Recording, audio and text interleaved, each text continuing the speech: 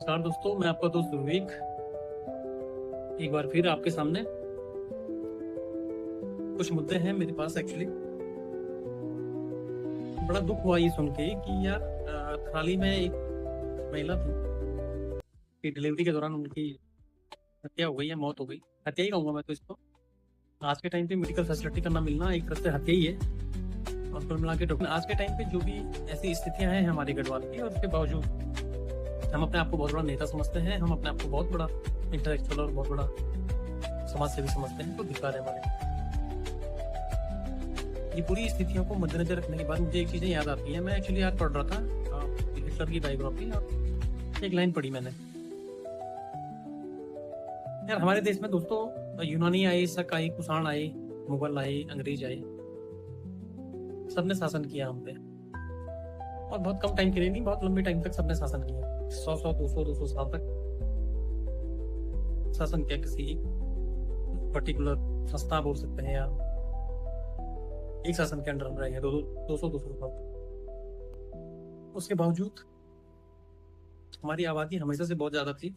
अंग्रेज कुछ लाख आए थे, हम करोड़ों में थे, फिर भी हम गुलाम बने। मुगल कुछ हजार आए थे, हम लाखों करोड़ों में थे, हम फिर भी गुलाम बने। थोड़ा क्या नाम, दरअसल किसी बाहरी आक्रांताओं के कारण गुलाम नहीं बने, हम गुलाम बने हैं अपनी मानसिकता के कारण। और आज भी हम गुलाम हैं। रेनेसां जो कि बहुत जरूरी है, पुनर्जागरण हुआ नहीं है अभी तक ठीक से।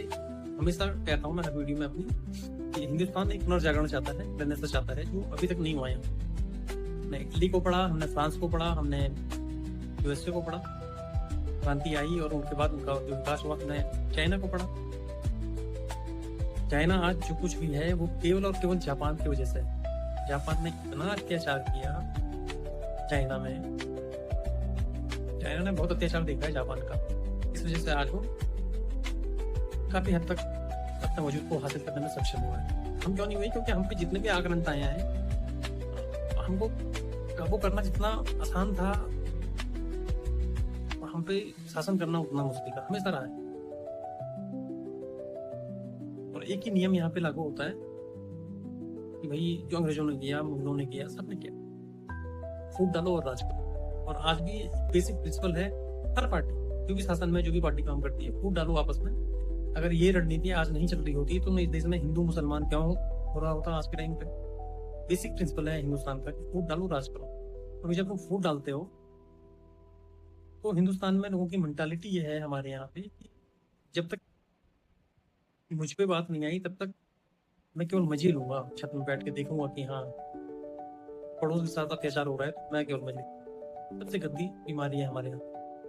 यही एक वजह थी हमारे गुलाम होने की, और हजारों सालों तक हम इस एक वजह से गुलाम हुए। लेकिन बदलने की जरूरत है, और अगर नहीं बदल पाए तो होगी नहीं, क्योंकि जिंदगी अभी बाकी है मेरे दोस्त, ये कहानी अभी बाकी है मेरे दोस्त। लेकिन सब कुछ ठीक है। राम मंदिर चंपत हो गए हैं, लोग मर रहे हैं पहाड़ों में, हमारे गढ़वाल में आज के टाइम पे डिलीवरी के लिए औरतें मर रही हैं। लोकल नेता की जय जयकार फिर भी किए जा रहे हैं। अगर पूछो ना सवाल यार, मौत किस चीज का डर है भाई? डर मौत से नहीं लगता गढ़वाल, मुझे पता है। हिंदुस्तानी और गढ़वाली को मौत से डर नहीं लगता है। हिंदुस्तानी और गढ़वाली केवल डरता है, पिछले चुनाव में इसको 1000 रुपये मिले था, मेरे को 500 रुपये मिले था। इस चुनाव में साला मैं 2000 रुपये लेके दिखाऊं, चाहे वोट मुझे किसी को भी देना हो। तालियां बजाओ, चुनाव आने वाले। Thank you.